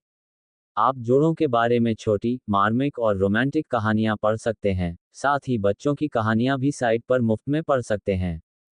ठीक है। नहीं मम्मी, तांग जिन्यान ने कहा, जब उसने अपनी जेब में रखी चीजों को टटोला, परिवार का घरेलू पंजीकरण और उसका विवाह प्रमाण पत्र। वह तलाक के लिए तैयार था। चून की बात यहां तक पहुंच गई थी, इसलिए अब और देरी करने की कोई जरूरत नहीं थी। वह उसे जाने देगा, उसे अपना जीवन जीने देगा। तांग जिन्यान ने तांग युक्सिन को पकड़ लिया और बस में चढ़ गया। बस स्टॉप गांव के बाहर ज्यादा दूर नहीं था, बस सड़क के किनारे रुकना था। हालांकि तांग जिन्यान शायद ही कभी शहर में जाता था, लेकिन उसे बस का शेड्यूल पता था। उनके गांव से शहर तक का परिवहन काफी सुविधाजनक था। सुबह 6 बजे से रात 8 बजे तक हर घंटे चलने वाली यह बस वही थी जिससे सांग झीलनली तांग गांव और अपने कार्यस्थल के बीच जाती थी। सांग जिलन का कार्यस्थल शहर में एक कपड़ा कारखाना था, जिसमें प्रवेश करने के लिए उसने बहुत मेहनत की थी। वहां काम करने के बाद वह बदल गई। गांव के लोगों और तांग जिन्यान को भी नीची नजर से देखने लगी। नहीं, ऐसा होना चाहिए कि उसने कभी तांग जिन्यान का सम्मान नहीं किया। उसे हमेशा लगता था कि उससे शादी करना उसके लिए नीची बात है। उसकी शक्ल सूरत को देखते हुए उसे वाकई शहर में शादी कर लेनी चाहिए थी। इसलिए जब वह शहर में काम कर रही थी, तो उसने कभी यह नहीं बताया कि वह गांव से है। साथ ही वह सुंदर थी और सजना संवरना जानती थी, क्या वह बिल्कुल शहर में रहने वाली नहीं थी। तांग युक्सिन बस में बैठी थी और खिड़की से बाहर देख रही थी जो बहुत साफ नहीं थी। उसे पता था कि उसके पिछले जीवन में इस समय ऐसा कुछ भी नहीं हुआ था। आज उसे सांग झीलन द्वारा ले जाया जाना चाहिए था। वह भी उसी बस में बैठी थी और अपने पीछे दूर होते परिदृश्यों को देख रही थी। हर जगह जंगल के निशान थे और बस यहाँ वहां टकरा रही थी। किसी तरह वह धक्का मुक्की के बीच सो गई और जब तक वह वेई परिवार के घर में फिर से नहीं जागी, तब तक उसे कुछ पता नहीं चला। तब से वह तांग परिवार की छोटी राजकुमारी से वेई परिवार की छोटी गोभी बन गई। वह बस की सीट पर आज्ञाकारी भाव से बैठी थी और अपने छोटे छोटे पैर हिला रही थी। इस यात्रा में कौन जानता था कि वे वेई तियान से मिलेंगे या नहीं। अगर वे भाग्यशाली रहे, तो वे वास्तव में उससे मिल सकते थे। वह अपने पिता को सांग जिलन की बदसूरती को स्पष्ट रूप से देखने देगी। ऐसी महिला किसी की पत्नी या मां बनने के लायक नहीं थी। काश ऐसा हो पाता। वह उन्हें पीड़ित होते नहीं देखना चाहती थी, लेकिन वह खुद को उन लोगों से दूर रखना चाहती थी। वह बदला नहीं लेना चाहती थी क्योंकि उसके पास अभी ऐसा करने की शक्ति नहीं थी, लेकिन वह ये भी नहीं चाहती थी कि वे पलटकर उसे चोट पहुंचाएं। अध्याय 32। ये बच्चा अच्छा बढ़ता है। गाड़ी में लगभग 1 घंटे तक धक्के खाने के बाद वे आखिरकार शहर पहुंच गए। तांग युक्सिन ने अपनी आंखें रगड़ी, उसे हल्की जलन और बेचैनी महसूस हुई। वह सोना चाहती थी, लेकिन वह अब तक बिना सोए जागती रही। उसे एक हाथ में उठाकर तांग जिन्यान भी वाहन से बाहर निकल आया। किराए पर कुछ पैसे बचाने के लिए वह पैदल ही सांग जिलान के काम पर चला गया। इन कुछ सेंट का इस्तेमाल वह अपने छोटे से युक्सिन के लिए कारमेल के कुछ और टुकड़े खरीदने में कर सकता था। तांग युक्सिन को महसूस हो रहा था कि तांग जिन्यान की सांस न सिर्फ थोड़ी सी फूल रही थी, बल्कि उसके कपड़े भी थोड़े गीले हो गए थे। उसे थामे रखना, हालांकि वह बहुत भारी नहीं थी, थोड़ी देर बाद थका देने वाला था। हालांकि चाहे वह कितना भी थका हुआ क्यों न हो, तांग जिन्यान कभी नहीं रुका। लगभग 2 घंटे के बाद वे अंततः उस कपड़ा फैक्ट्री में पहुंचे जहां सांग जिलान काम करता था। कॉमरेड, क्या मैं पूछ सकता हूं कि क्या सांग जिलान अंदर है? तांग जिन्यान पहले कभी यहां नहीं आया था, इसलिए वह थोड़ा घबराया हुआ था। बोलते समय उसकी आवाज भी कांप रही थी। तुम सांग जिलान को ढूंढ रहे हो? द्वारपाल ने कुछ देर तक तांग जिन्यान को देखा, फिर उस बच्चे को देखा जिसे वह पकड़े हुए था। बच्चा काफी आकर्षक, बहुत अच्छा व्यवहार करने वाला और काफी सुंदर था। कितना सुंदर बच्चा है, द्वारपाल प्रशंसा किए बिना न रह सका। तांग युक्सिन ने अपना छोटा सा मुंह खोला और मुस्कुराई, वह और भी प्यारी और मनमोहक लग रही थी। हाँ, वह सुंदर है। जब वह छोटी थी, तो उसने अक्सर यह प्रशंसा सुनी थी। हालांकि उसने ये ज्यादातर घर पर ही सुना था। गांव के बूढ़े लोग हमेशा कहते थे कि तांग जिन्यान की बच्ची बहुत सुंदर थी, उसकी दोहरी पलकें, बड़ी आंखें और छोटा चेहरा था। लेकिन जैसा कि बुजुर्ग कहते हैं, बच्चों को बहुत सुंदर नहीं होना चाहिए, अन्यथा वे बड़े होने पर उतने अच्छे नहीं दिख सकते। शायद यह उसी के लिए है। वह बचपन में सुंदर थी, लेकिन बड़ी होने के बाद वह बदसूरत, छोटी और पतली हो गई। उसकी त्वचा भी सबसे खराब, काली और सुस्त थी। इसके अलावा उसने चश्मा पहना था, जो ज्ञान का आभास देता था लेकिन उसके आकर्षण में इजाफा नहीं करता था। उसे आश्चर्य हुआ कि क्या उसका अब सादा, शुद्ध रूप एक मुखौटा था, कि वह शुरू में एक ताज़ा भाप से पका हुआ बाओजी थी लेकिन बाद में एक नीरस बन गई। रुको, दरबान बच्चे के प्रति दयापूर्ण लग रहा था। इस तरह के ठंडे दिन में कारखाने में काम करने वाले कर्मचारियों को काम करते समय बाहर जाने की अनुमति नहीं होती। तांग जिनियान, तांग युक्सिन को पकड़े हुए पास की सीढ़ियों पर बैठ गया। उसने अपने कोट से एक गर्म पानी की बोतल निकाली और उसे अपनी बेटी के सामने रख दिया। युक्सिन, एक घूंट पानी लो। तांग युक्सिन ने अपना सिर हिलाया। पिताजी, आप पीते हैं? पिताजी नहीं पिएंगे, तांग जिनियान ने मुस्कुराते हुए जवाब दिया। हालांकि उसके होंठ स्पष्ट रूप से फटे हुए थे। वह जो पानी लेकर आया था वह ज्यादा नहीं था। उसे डर था कि अगर उसने सारा पानी पी लिया तो उसकी बेटी के पास पीने के लिए कुछ नहीं होगा। तांग युक्सिन ने फिर अपना सिर हिलाया। अगर डैडी नहीं पीते हैं तो शिनिक्सिन भी नहीं पिएगी। ठीक है। तांग जिनियान ने बोतल खोली, खुद एक छोटा घूंट लिया, फिर बोतल अपनी बेटी को सौंप दी। अपने पिता से सीखते हुए तांग युक्सिन ने भी एक छोटा सा घूंट लिया। पिता और बेटी ने बारी बारी से पानी पिया। बोतल खाली होने में ज्यादा समय नहीं लगा। अब खाली हो चुकी बोतल को हिलाते हुए तांग जिनियान को थोड़ी बेचैनी महसूस हुई। अध्याय 33। उसका पेट दर्द कर रहा है। वे ये कैसे भूल गए कि उनका पानी पहले ही खत्म हो चुका है। अभी उन्हें प्यास नहीं लगी थी, लेकिन बाद में क्या होगा? उन्हें अभी भी बस पकड़नी थी और वापस जाना था। कुछ ही देर बाद बूढ़ा द्वारपाल बाहर चला गया। उन्होंने उसे बताया कि सांग जिलान आज काम पर नहीं आया। काम पर नहीं आई थी। तांग जिनियान ने समय की गणना की, यह संभव नहीं था। यह उसका अवकाश का दिन नहीं था, वह काम पर कैसे नहीं आ सकती थी? तांग जिनियान किसी और की तुलना में सांग जिलान के कार्य शेड्यूल के बारे में अधिक जागरूक था। वह लगातार इसका हिसाब लगा रहा था, ये सोचते हुए कि वह कब काम पर आएगी और कब अपनी बेटी से मिलने आएगी। हालांकि चाहे उसकी छुट्टी कितनी भी लंबी क्यों न हो, वह कभी वापस नहीं आती थी। हाल ही में वह अधिक बार घर आ रही थी, लेकिन यह उससे तलाक लेने के लिए था।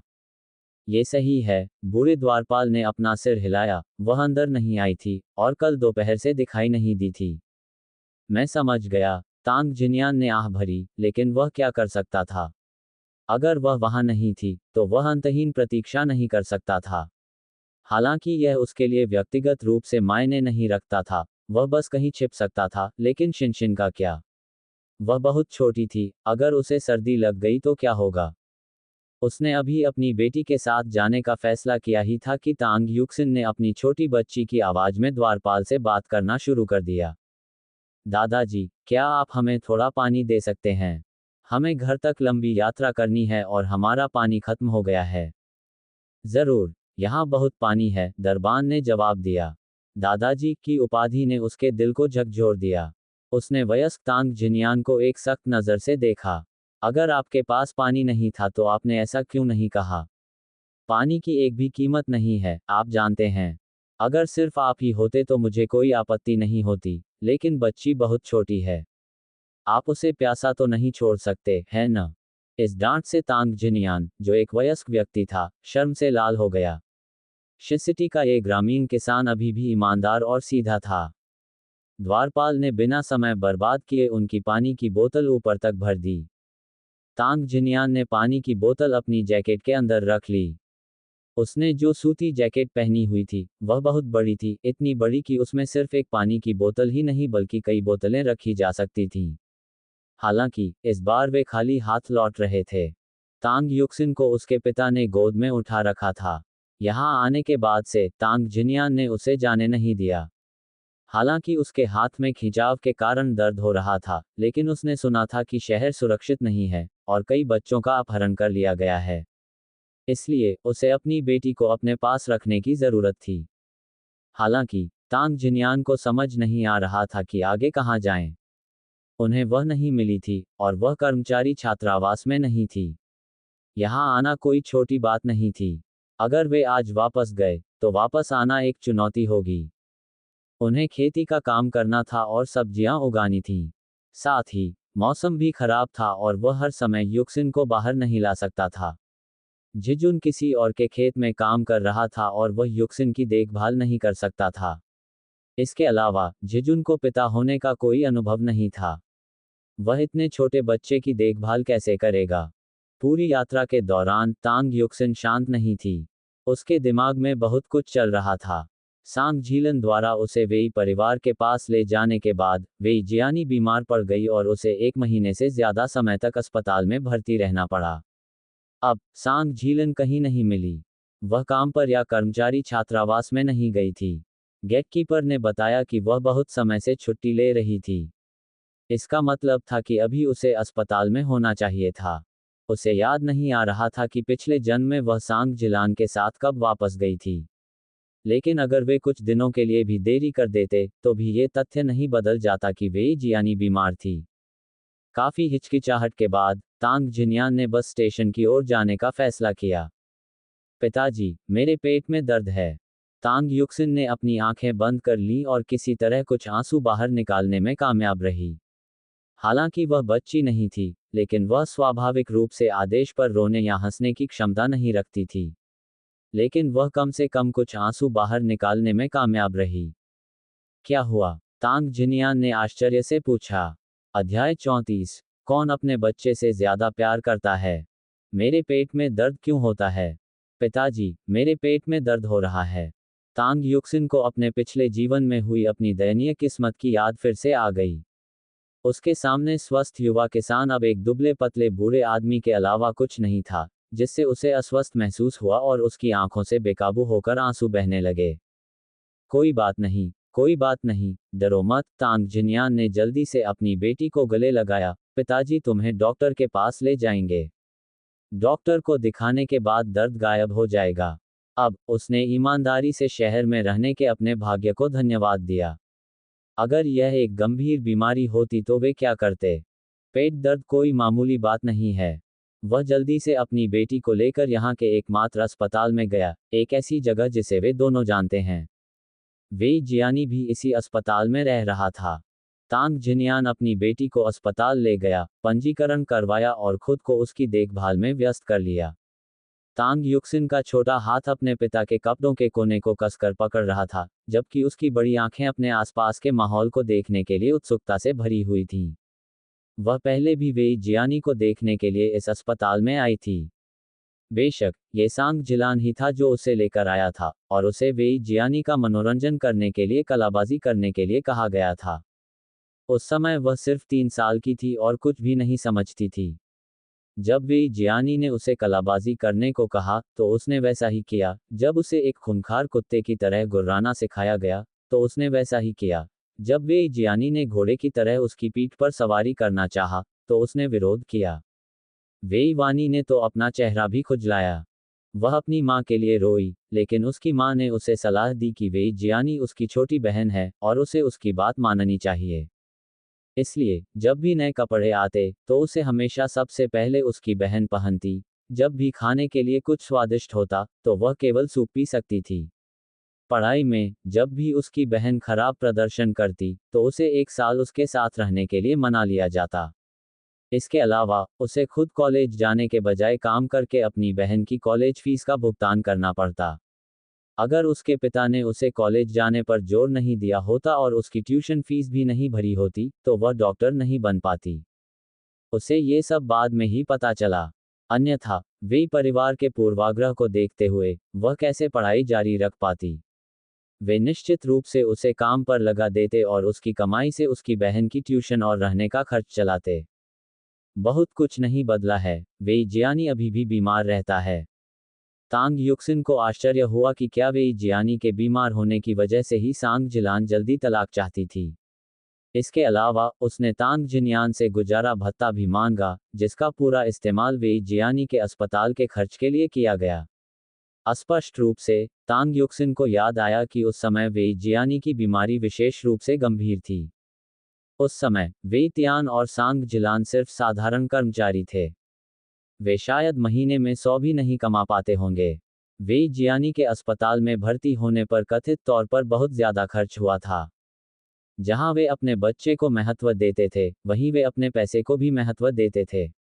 इसलिए उन्होंने तांग जिनयान के साथ तलाक को अंतिम रूप देने में जल्दबाजी की।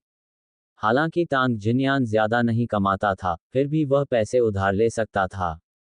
उसके दयालु स्वभाव के कारण गांव के ज्यादातर लोग मांगने पर उसे पैसे उधार देते थे। उन्हें सिर्फ पैसे उधार लेने की चिंता थी। जहां तक पैसे चुकाने की बात है, तो तांग जिनयान को इसका ध्यान रखना था। तांग जिनयान ने वाकई बहुत कुछ किया। उसने गांव के सभी लोगों से उधार लिया और किसी तरह $500 जमा किए, जो सांग जिलान ने ले लिए। इसके बाद तांग जिनयान ने कई साल इस कर्ज को चुकाने में बिताए। इसके अलावा जब तांग जिजुन को कुछ हुआ, तो तांग जिनयान की उम्र काफी बढ़ गई और उसे एक कठिन जीवन जीना पड़ा। ये कहा जा सकता है कि तांग जिनयान की त्रासदी उस दिन शुरू हुई जिस दिन तांग युक्सिन को छीन लिया गया था। और तांग युक्सिन का दुख उसी क्षण शुरू हो गया जब उसने तांग परिवार छोड़ा। अध्याय 35। दरअसल वह भूखी है। तांग जिनयान अपनी बेटी को डॉक्टर के पास ले गया। उस समय पंजीकरण शुल्क बहुत सस्ता था, केवल कुछ सेंट, लेकिन अस्पताल में इतने सारे लोग थे कि उन्हें लाइन में खड़ा होना पड़ा। और तांग युक्सिन थोड़ी सुस्त लग रही थी, बात नहीं करना चाहती थी। दरअसल वह सोच रही थी कि कैसे अपने पिता को सांग झीलन का असली चेहरा समझाए, ताकि वह उस महिला से दूर रहे और सांग झीलन उसे दूर न ले जाए। सांग जिलान पिता और पुत्री के रूप में उनकी आशा नहीं थी, बल्कि वह जल्लाद था जो उन्हें मार डालेगा। तांग जिनयान ने कांपते हुए अपनी बेटी को पकड़ लिया, उसकी हथेलियां पसीने से ठंडी थीं। क्या हुआ? सफेद कोट पहने डॉक्टर ने तांग युक्सिन के माथे को छुआ। बच्चा बेसुध लग रहा था और उसे समझ नहीं आ रहा था कि क्या हुआ है। डॉक्टर, मेरी बेटी को पेट में दर्द है। तांग जिनयान के चेहरे का रंग उड़ गया, तांग युक्सिन से भी ज्यादा पीला। वह सच में डर गया था। पेट में दर्द। डॉक्टर ने तांग युक्सिन के माथे को फिर से छुआ। ये गर्म नहीं था और वह बीमार भी नहीं लग रही थी। उसका छोटा सा चेहरा गुलाबी और स्वस्थ था। क्या गड़बड़ हो सकती है? उसने उसे नीचे बैठा दिया। डॉक्टर ने तांग जिनयान से तांग युक्सिन को पास के परीक्षण बिस्तर पर लिटाने के लिए कहा। फिर उसने लंबे समय तक जांच की, ये पूछते हुए कि क्या ये दर्द करता है, क्या वह दर्द करता है, और तांग युक्सिन अपना सिर हिलाती रही। बच्चे, डॉक्टर अंकल को बताओ कि कहाँ दर्द हो रहा है। डॉक्टर ने फिर से तांग युक्सिन से पूछा। बच्चे को दर्द हो रहा होगा। इतने छोटे बच्चे झूठ नहीं बोलते। तांग युक्सिन ने अपना छोटा सा चेहरा ऊपर उठाया। वह चमकदार, सुंदर और साफ सुथरी थी। वास्तव में एक अच्छे दिखने वाले बच्चे के अपने फायदे हैं। वह महसूस कर सकती थी कि उसके प्रति डॉक्टर का रवैया बहुत ईमानदार था। वह ईमानदारी से मुस्कुराया भी। चाचा, शिनशिन के पेट में दर्द है। उसने अपने पेट की ओर इशारा किया। पेट भूखा है। डॉक्टर, तांग जिनयान, इस बच्चे ने कब से कुछ नहीं खाया है? डॉक्टर ने तांग जिनयान से पूछा। ये सुनकर तांग जिनयान को शर्मिंदगी महसूस हुई और वह अपने फटे होंठ चाटने लगा। आज सुबह बाहर आने के बाद से हमने कुछ भी नहीं खाया है। आज सुबह? डॉक्टर ने भौहें सिकोड़ते हुए कहा। तुम क्या सोच रहे थे? एक छोटा बच्चा भी भूखा हो सकता है, एक वयस्क की तो बात ही छोड़ो। इसमें कोई आश्चर्य की बात नहीं है कि उसके पेट में दर्द हो रहा है। कुछ देर सोचने के बाद उसने एक दराज खोला, रोटी का एक टुकड़ा निकाला और तांग युक्सिन के सामने रख दिया। इसे लें। हम ऐसा नहीं कर सकते। तांग जिनयान ने जल्दी से उसका हाथ हिलाया। वे जांच के लिए आए थे, किसी और का खाना खाने नहीं। बस इसे ले लो। डॉक्टर ने तांग युक्सिन के हाथ में रोटी थमा दी। ये लगभग मेरे खाने का समय है और मैं इसे नहीं खाऊंगा। इसे बच्चे को दे दो। धन्यवाद अंकल। तांग युक्सिन ने विनम्रता से उनका धन्यवाद किया। उसने वास्तव में सोचा कि उसके सामने मौजूद डॉक्टर सबसे प्यारा व्यक्ति था जिसे उसने कभी देखा था। यही कारण है कि वह अपने पिछले जन्म में डॉक्टर बनी थी और वह इस जीवन में भी डॉक्टर बनना चाहती है। ये बच्ची बहुत अच्छा व्यवहार करती है। डॉक्टर ने तांग युक्सिन के बालों को प्यार से सहलाया। जब से वे आए थे तब से वह बहुत अच्छी थी। वह रोई नहीं और उसने पूरा सहयोग किया। वह एक अच्छी तरह से पली बड़ी बच्ची थी। धन्यवाद, डॉक्टर। तांग जिनियान ने उनका बहुत बहुत धन्यवाद किया। वह अपनी बेटी को बाहर ले गया, बाहर बेंच पर बैठा, रोटी निकाली और तांग युक्सिन के सामने रख दी। अगर शिनक्सिन थोड़ा खा लेगी, तो उसे भूख नहीं लगेगी और उसका पेट भी नहीं दुखेगा। तांग युक्सिन ने इसे ले लिया, लेकिन अपने छोटे हाथों से उसने रोटी को 2 भागों में विभाजित किया और बड़ा आधा हिस्सा तांग जिनियान के हाथ में रख दिया। पिताजी, खा लीजिए। पिताजी को भूख नहीं है, शिनशिन खा सकता है। तांग जिनियान दिल खोलकर हंसा, लेकिन उसने रोटी का टुकड़ा नहीं छुआ। अध्याय 36। व्यक्ति मिल गया। अगर डैडी नहीं खाएंगे, तो शिनशिन भी नहीं खाएगी। तांग युक्सिन ने अपनी रोटी नीचे रख दी, एक छोटी लड़की के रूप में अपनी हठधर्मिता प्रदर्शित करते हुए। तांग जिनियान को हाल ही में अपनी बेटी के स्वभाव का अंदाजा लगने लगा था। वह बड़ी हो गई है और अधिक समझदार हो गई है, लेकिन वह अधिक जिद्दी भी हो गई है। वह हमेशा से जिद्दी बच्ची थी। उसके पास कोई विकल्प नहीं था, सिवाय इसके कि वह रोटी उठाकर अपनी बेटी के साथ खाने लगा। वापस आते समय उसने अपनी बेटी के लिए नाश्ते में और रोटी खरीदने की योजना बनाई। पीने के लिए उसने अपने बैग से पानी की बोतल निकाली। पानी अभी भी गर्म था। वे अस्पताल में थे, इसलिए पानी की उपलब्धता उनके लिए कोई चिंता की बात नहीं थी। रोटी बांटने और थोड़ा पानी पीने से पिता और बेटी दोनों कम से कम कुछ समय के लिए तृप्त हो गए।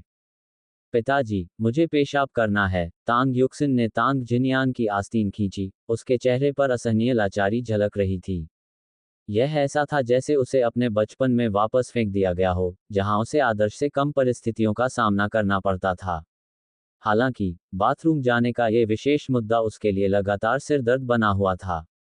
जब वह छोटी थी, तो शौचालय का उपयोग करने के बाद उसके पिता ही उसे साफ करते थे। हालांकि वह एक लड़की थी, 30 साल की महिला। ऐसी मदद की जरूरत के बारे में सोचना ही दिल दहला देने वाला था। इसलिए अब, जब उसे शौचालय का उपयोग करने की जरूरत होती है, तो वह खुद ही ऐसा करने पर जोर देती है।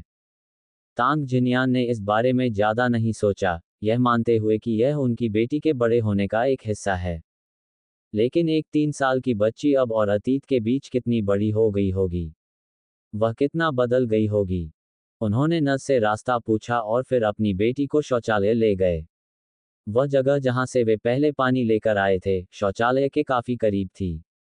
सावधान रहना, ठोकर खाकर गिरना नहीं, उसने चुपचाप अपनी बेटी से कहा।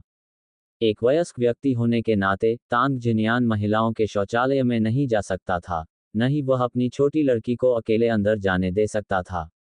क्या होगा अगर वह शौचालय के गड्ढे में गिर गई? तांग युक्सिन ने आखिरकार अपने पिता की कई डांट फटकार के बीच शौचालय में जाने का साहस किया।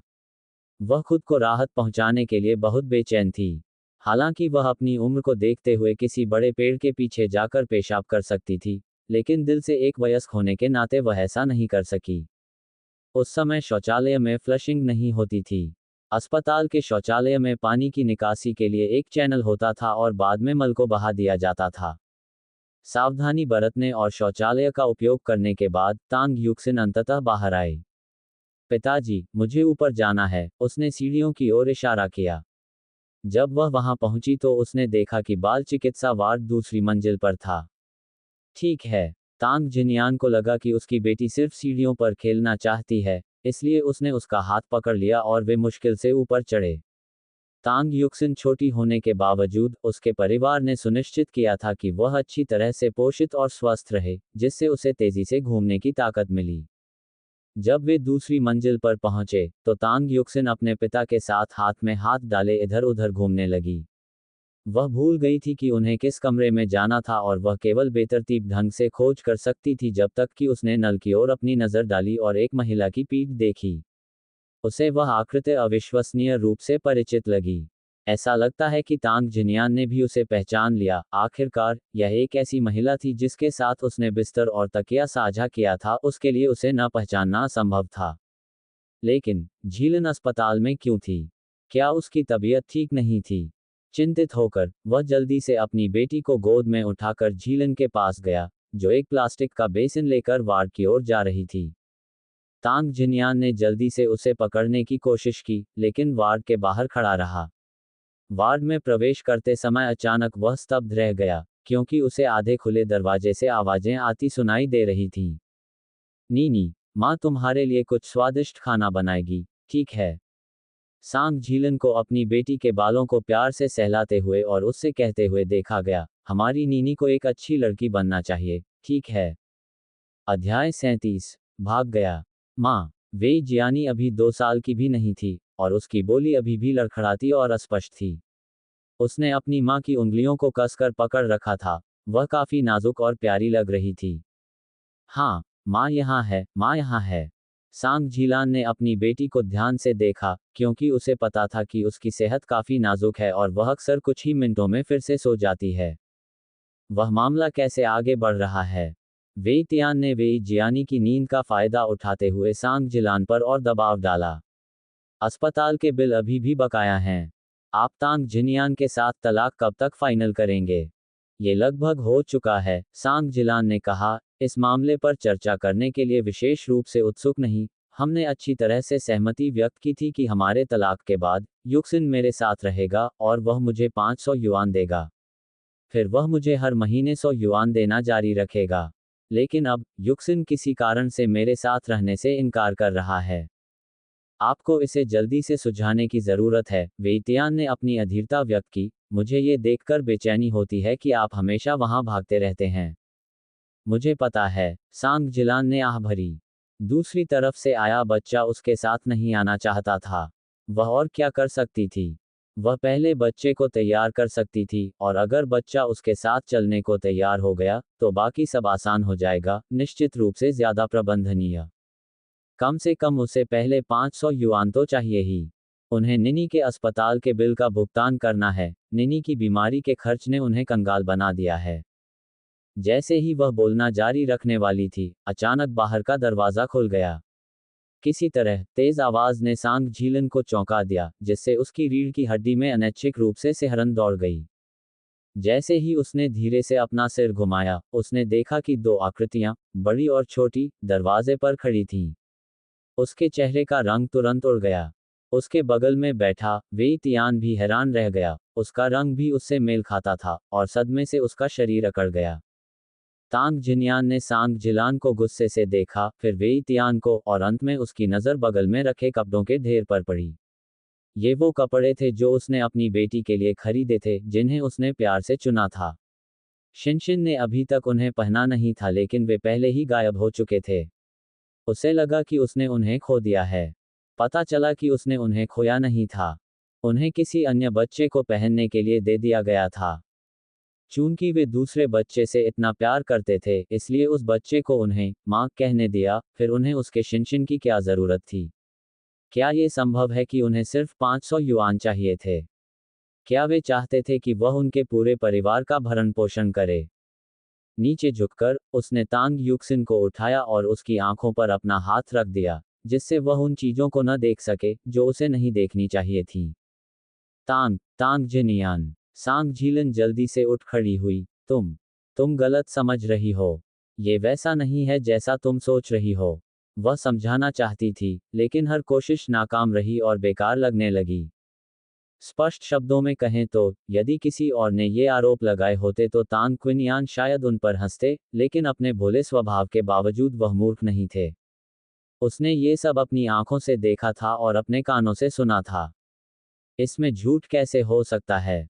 अपना सामान पैक करो, उसने कहा। उसका चेहरा शांत था, लेकिन उसके अंदर की उथल पुथल बाहर आने वाली थी।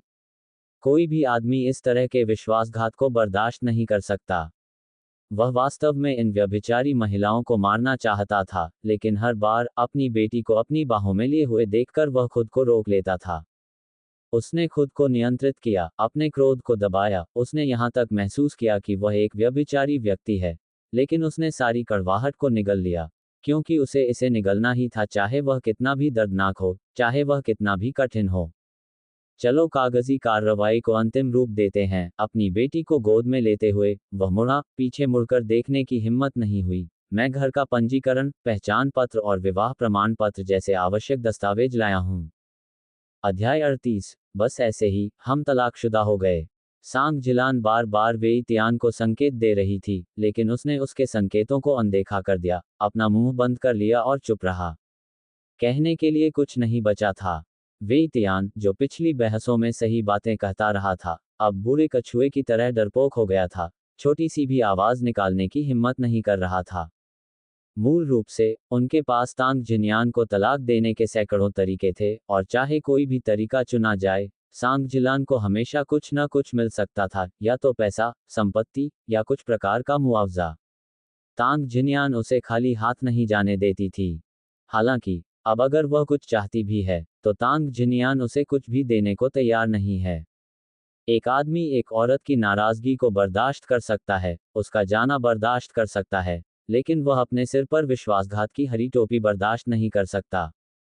जब वे सिविल अफेयर्स ब्यूरो में बैठे थे, तब सांग जिलान ने अपने कपड़ों को कसकर पकड़ रखा था। वह केवल यहाँ आ सकती थी, केवल चुपचाप आ सकती थी, इस डर से कि तांग जिन्यान उसके कार्यस्थल या वेई तियान के घर पर परेशानी खड़ी कर देगा। अगर ऐसा हुआ, तो उसके और वेई तियान दोनों के भविष्य की संभावनाएं बर्बाद हो जाएंगी। जिनियन, क्यों, तुम अस्पताल में क्यों हो? उसने सावधानी से पूछा, उसकी आवाज अप्रत्याशित रूप से विनम्र थी। तांग जिन्यान से शादी करने के बाद से ही उसका दर्जा तांग परिवार में सबसे ऊंचा था। न तो जिन्यान और न ही तांग जिजुन ने उसके खिलाफ आवाज उठाने की हिम्मत की। तुम्हें तलाक देने के लिए, तांग जिन्यान ने अपनी बेटी को गोद में लेते हुए कहा। उसकी आवाज में कोई स्पष्ट भावना नहीं थी। लेकिन, तुम्हें कैसे पता चला कि मैं अस्पताल में था? सांग जिलान का स्वर स्पष्ट रूप से गुस्से से भर गया। क्या वह उसका पीछा कर रहा था? शिनशिन को पेट में दर्द था, उसने धीरे से अपनी बेटी के सिर पर हाथ रखा। मैं उसे डॉक्टर को दिखाने के लिए यहाँ लाया हूँ। उसने अपना चेहरा उठाया और सीधे सांग झीलन को देखा। क्या तुमने कभी शिनशिन से शुरू से आखिर तक पूछा है कि वह क्या चाहती है? वह पूरी तरह स्वस्थ है, तो तुम्हें क्या लगता है कि मैं अस्पताल में क्या कर रहा हूँ? तुम दूसरों के बच्चों के साथ अच्छा व्यवहार करते हो, लेकिन खुद से पूछो, तुम शिनशिन के साथ कैसा व्यवहार करते हो? क्या तुम एक माँ की तरह व्यवहार करते हो? तांग युक्सिन की आंखें बंद थीं, लेकिन वह सोई नहीं थी, और वह अपने पिता को यह नहीं बताना चाहती थी कि वेई तियान बच्चे का पिता है। वह नहीं चाहती थी कि उसके पिता की व्यभिचारिता बहुत गंभीर हो। वह उसे यह सोचने देगी कि सांग झीलन ने किसी और के बच्चे के कारण अपनी बेटी की उपेक्षा की। सांग जिलान स्पष्ट रूप से दोषी थी, और जब इन सवालों का सामना किया गया, तो वह चुप रही, एक भी शब्द का खंडन करने की हिम्मत नहीं जुटा पाई। सौभाग्य से, उसे अभी भी नहीं पता था कि निनी उसकी संतान थी। अगर उसे पता चला, तो उसे डर था कि उसकी प्रतिष्ठा पूरी तरह से बर्बाद हो जाएगी। वह अभी तक तांग जिन्यान के बारे में नहीं जानती थी, लेकिन तांग जिजुन, वह असली समस्या थी, साहसी और दृढ़। इसलिए, उसने अपने दांत पीस लिए और तलाक में किसी भी चीज के लिए बहस नहीं की, यहाँ तक कि अपनी बेटी की कस्टडी के लिए भी नहीं। उसे डर था कि उसकी गुप्त गर्भावस्था का पता चल जाएगा। अगर ऐसा हुआ, तो तांग जिन्यान और उसका भाई उसे कभी माफ नहीं करेंगे। इस तरह से उन दोनों का तलाक हो गया। तांग जिन्यान ने अपना सामान पैक किया, अपनी बेटी को उठाया और चला गया। जब तांग युक्सिन ने आखिरी बार अपनी मां की ओर देखा, तो उसकी आंखों में कोई रोशनी नहीं थी, दो ब्लैक होल की तरह, एक बहुत ही भयानक दृश्य। शिनशिन, शिनशिन। अध्याय 39। दूसरा चाचा वापस चला गया। सांग जिलान को आखिरकार कुछ एहसास हुआ, वह लड़की भी उसकी बेटी थी। जब तक तांग युक्सिन उसे स्वीकार करती, तब तक कुछ भी बुरा नहीं होता, कुछ भी नहीं। अगर तांग जिन्यान को पता भी चल जाता तो वह क्या कर सकता था? वह अभी भी अपनी बेटी से प्यार करता था और अपनी बेटी की मां को बदनाम नहीं होने देगा या सार्वजनिक रूप से तिरस्कार का पात्र नहीं बनने देगा, है न? फिर भी, तांग युक्सिन ने अपना चेहरा दूसरी ओर मोड़ लिया। शांत भाव के साथ, वह अपने पिता के करीब रही। अभी, उन दोनों के चेहरे पर उदासी का भाव था और वे पूरी तरह से अप्राप्य थे। उसी समय, तांग जिन्यान रुक गया, और फिर अपनी बेटी को अपने कंधों पर उठा लिया। शिनशिन, क्या तुम कुछ ब्रेड लेना चाहोगी? डैडी तुम्हारे लिए कुछ खरीद सकते हैं, तांग जिन्यान ने चेहरे पर मुस्कान के साथ कहा। उसने प्यार से अपनी बेटी के बालों को सहलाया, लेकिन उसकी आंखें उदासी से भरी हुई थीं, जो छलकने को तैयार थी। वह अभी भी परेशान था, बल्कि काफी व्यथित था। ठीक है, युक्सिन ने डैडी की उंगलियों पर अपनी पकड़ मजबूत की और उनके साथ स्टोव में चली गई। शहर में जाने का दुर्लभ अवसर मिलने पर, तांग जिन्यान ने अपनी बेटी के लिए बहुत सारी चीजें खरीदी। हालांकि उस समय स्नैक्स के रूप में बहुत कुछ उपलब्ध नहीं था, लेकिन ब्रेड, मूंगफली और दूध की कैंडी जैसी चीजें उपलब्ध कुछ विकल्पों में से कुछ थीं। और तांग जिनयान ने कीमत की परवाह किए बिना उन सभी को खरीद लिया। फिर वह अपनी बेटी को डिपार्टमेंटल स्टोर ले गया ताकि उसे कुछ कपड़े खरीद कर दे, क्योंकि सांग झीलन ने उसके सारे नए कपड़े छीन लिए थे। अब जब मौसम गर्म हो रहा था, तांग युक्सिन के पास पहनने के लिए कुछ भी नहीं था। वे खाली हाथ आए थे, लेकिन जाते समय उनके साथ खरीदारी के लिए ढेर सारे बैग थे। भैया, सब कैसा चल रहा है? तांग जिनयान अपने बड़े भाई के वापस आने का इंतजार कर रहा था। वह लगभग पूरे दिन इंतजार करता रहा, क्या कुछ गड़बड़ थी? जब वह बेचैन हो रहा था, तभी तांग जिनयान आखिरकार तांग युक्सिन के साथ वापस आ गया। उसने जल्दी से युक्सिन को जिनयान की बाहों से लिया। ये देखकर कि वह पहले ही सो चुकी थी और उसका बड़ा भाई बहुत सारे शॉपिंग बैग लेकर जा रहा था, उसने एक उपाय सुझाया। जिजुन, वापस घर चलो। तांग जिनयान ने शॉपिंग बैग एक तरफ रखने के बाद सीधे अपने भाई को यह सुझाव दिया। ठीक है। तांग जिनयान ने आगे कोई सवाल पूछे बिना सहमति जताई। लेकिन ये तथ्य कि उसका बड़ा भाई ऐसे शब्द कह सकता था, इसका मतलब था कि शादी टूट चुकी थी। जब उसके बड़े भाई की शादी हुई थी, तब सांग परिवार ने अत्यधिक दहेज की मांग करने के अलावा तांग जिजुन को घर से बाहर जाने पर भी जोर दिया था। उस समय तांग जिनयान ने ये कहते हुए मना कर दिया था कि ऐसा कोई कारण नहीं है कि उसके छोटे भाई को अपना घर छोड़ना पड़े। फिर भी अंत में तांग जिजुन ने वाकई घर छोड़ दिया। वह जानता था कि अगर वह घर नहीं छोड़ता, तो उसके बड़े भाई की शादी नहीं हो पाएगी।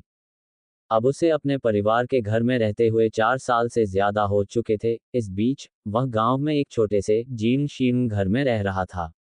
अब आखिरकार उसे घर वापस जाने का मौका मिल गया, लेकिन वह इस बात से खुश नहीं था। यदि वापस आने की कीमत उसके बड़े भाई के तलाक के रूप में चुकानी पड़े, तो भी वह अपना शेष जीवन खेत में बने उस जीर्ण शीर्ण मकान में ही बिताना पसंद करेगा। तांग जिनयान ने ज्यादा कुछ नहीं कहा। उसने अपना घरेलू पंजीकरण, पहचान पत्र और तलाक प्रमाण पत्र अलमारी में बंद कर दिया। सारी तैयारियां करने के बाद उसने राहत की लंबी सांस ली। उसने सोचा, सच में इसमें बड़ी बात क्या थी? उसने तलाक लेने के लिए वहां जाने की योजना बनाई थी। चाहे जो भी कारण हो, वह और सांग जीलान एक दूसरे के लिए बिल्कुल भी अनुकूल नहीं थे। तलाक अपरिहार्य था। चूंकि तलाक अपरिहार्य था, तो अतीत पर क्यों विचार किया जाए? हालांकि उसे कुछ हद तक तसल्ली महसूस हुई, कम से कम उसकी बेटी, उसकी प्यारी शिनशिन, अभी भी उसके साथ थी। उसकी अभी भी एक बेटी थी, वह अभी भी उसे बड़ा होते देखने के लिए उत्सुक था, और वह अभी भी अपने जीवन को आगे बढ़ा सकता था। तांग जिजुन अपने सीमित सामान के साथ घर वापस चला गया। उनके घर में 3 बड़े टाइल वाले कमरे थे। एक का इस्तेमाल भंडारण के लिए किया जाता था और बाकी 2 रहने के लिए थे। तांग जिनियन उस कमरे में चला गया जिसमें वह रहता था, जो लंबे समय से बंद था क्योंकि सांग परिवार के सदस्य जब भी आते थे तो उसका इस्तेमाल करते थे। उसने अपना बिस्तर वहीं बिछा दिया। अध्याय 40। ये पृथ्वी पर कहाँ है? वह वहीं बैठा रहा, लगातार गहरी सांसें लेता रहा। लेकिन जल्द ही वह फिर से खड़ा हो गया, अपनी आस्तीनें चढ़ा लीं और अपना पूरा प्रयास करने का फैसला किया। अगर हर कोई पर्याप्त मेहनत करे, तो निश्चित रूप से उनकी जिंदगी बदतर नहीं होगी। तुम क्या देख रही हो? तांग जिजुन ने अपनी छोटी भतीजी के चेहरे पर चुटकी काटते हुए पूछा। छोटी बच्ची गोल और कोमल थी। उसे विश्वास था कि पूरे गांव में कोई भी बच्चा उसकी छोटी युक्सिन जितना सुंदर नहीं हो सकता। तांग युक्सिन के चेहरे पर दूधिया सफेद दांत जैसी मुस्कान आ गई। उसने अपना सिर नीचे किया, खाना खाना जारी रखा, ये पता लगाने की कोशिश की कि उसके दूसरे चाचा के साथ दुर्घटना कब हुई थी। उसे यह स्पष्ट रूप से याद था कि यह तब हुआ था जब वह 3 साल की थी, तांग परिवार को छोड़ने के कुछ समय बाद। उसे अपने तीसरे चाचा की कोई खास याद नहीं थी। अगर उसका पुनर्जन्म नहीं हुआ होता, तो उसे ये भी याद नहीं होता कि वे कैसे दिखते थे। उसके तीसरे चाचा उसके पिता की तरह दिखते थे। हालांकि वह अपनी मोटी भौहों और बड़ी आंखों के साथ अपनी दादी से ज्यादा मिलते जुलते थे। तांग परिवार के सभी सदस्य लंबे थे। उसके पिता 1.75 मीटर लंबे थे और उसके तीसरे चाचा उससे भी लंबे थे, लगभग 1.8 मीटर। फिर भी वह बड़ी होने के बाद मुश्किल से 1.5 मीटर से ज्यादा लंबी थी, जबकि सांग जिलान भी 1.63 मीटर लंबी थी। उन्हें विरासत में बहुत ज्यादा लंबाई नहीं मिली थी, और शायद यह इसलिए भी था क्योंकि बड़े होने पर उनका पोषण अच्छा नहीं था, जिससे वह काफी छोटी रह गई थी। वह आज्ञाकारी ढंग से अपना खाना खाती रही, और जब वह खाना खा चुकी तो उसके तीसरे चाचा ने कटोरे धोए और फिर उसका हाथ पकड़कर बाहर टहलने के लिए ले गए। पिछले कुछ समय से वह इस बात को लेकर उलझन में थी कि उसके चाचा के साथ ये दुर्घटना कब हुई थी, लेकिन उसे इस बात का कोई अंदाजा नहीं था और किसी ने भी उसे इस बारे में कभी नहीं बताया था। वह कहाँ था? वह कहाँ हो सकता है? जिजुन, अच्छा समय है, गांव के बूढ़े श्री झांग ने उन्हें पुकारते हुए कहा। गांव के प्रवेश द्वार पर खाद का ढेर कुछ ज्यादा ही लग गया है। क्या तुम इसे संभाल सकते हो? तुम इससे कुछ पैसे भी कमा सकते हो। तुम ही अकेले हो जो इस काम को संभाल सकते हो। हाँ हाँ, ठीक है चाचा, चिंता मत करो, मैं समझ गया। तांग जिजुन ने हंसते हुए अपने सफेद दांतों को मुंह में भर लिया। गांव में अच्छा पानी था जो पौष्टिक था, इसलिए जो लोग कभी कभार ही अपने दांत साफ करते थे उनके भी दांत अच्छे थे। यहाँ तक कि बुजुर्ग लोगों के दांत भी ज्यादा पीले नहीं थे। एक बार जब तुम्हारा दूसरा चाचा काम पूरा कर लेगा तो वह हमारे शिनशिन के लिए कुछ स्वादिष्ट दूध की कैंडी खरीद सकेगा, जिनयान ने कहा। युक्सिन को उठाते हुए वे गांव के दूसरे छोर की ओर चल पड़े। वह जगह वह थी जहां ग्रामीण खाद बनाते थे। खाद कैसे खोदी जाती है ये ग्रामीणों के लिए एक रहस्य था, लेकिन जिजुन जानता था। वह लंबा और मजबूत, होशियार और कामचलाऊ था। जब तक वह हर साल गांव से खाद खोद सकता था, वह 1 दर्जन या उससे अधिक युआन कमा सकता था। अभी वसंत और शरद ऋतु के बीच संक्रमण में वे अतिरिक्त युआन निश्चित रूप से उनके रहने की स्थिति को बेहतर बनाने में मदद कर सकते हैं। तांग युक्सिन एक ही समय में आश्चर्यचकित और हैरान थी। क्या वह भयानक घटना जल्द ही होने वाली थी? उसने अपने पिछले जन्म में सुना था कि तांग परिवार का दूसरा बेटा खाद खोदते समय मर गया था। खाद का ढेर, जो 1 साल से जमा था, उसके ऊपर गिर गया था, जिससे उसकी तुरंत मौत हो गई थी। पिछले दिन तांग के दूसरे बेटे ने भी कुछ पैसे कमाने के बाद अपनी छोटी भतीजी से मिलने की इच्छा जताई थी, लेकिन उसे ऐसा करने का कभी मौका नहीं मिला, और उसके बाद ईमानदार और सीधी सादी जिनयान का साथ देने वाला कोई नहीं बचा। तांग जिजुन ने युक्सिन को खाद बनाने वाले खेत में देखने के लिए ले गया, लेकिन बदबू को छोटे युक्सिन तक पहुंचने से बचाने के लिए उन्होंने दूरी बनाए रखी। तो दोस्तों, आगे क्या होने वाला है ये जानने के लिए स्टोरी को सुनते रहिए, सिर्फ और सिर्फ अमन पॉडकास्ट एफएम यूट्यूब चैनल पर। तो दोस्तों, अभी तक के आपके प्यार के लिए बहुत बहुत धन्यवाद। ये सब सिर्फ और सिर्फ मेरे प्यारे सभी सब्सक्राइबर की वजह से हुआ है जो मेरी स्टोरी को इतना प्यार दे रहे हैं।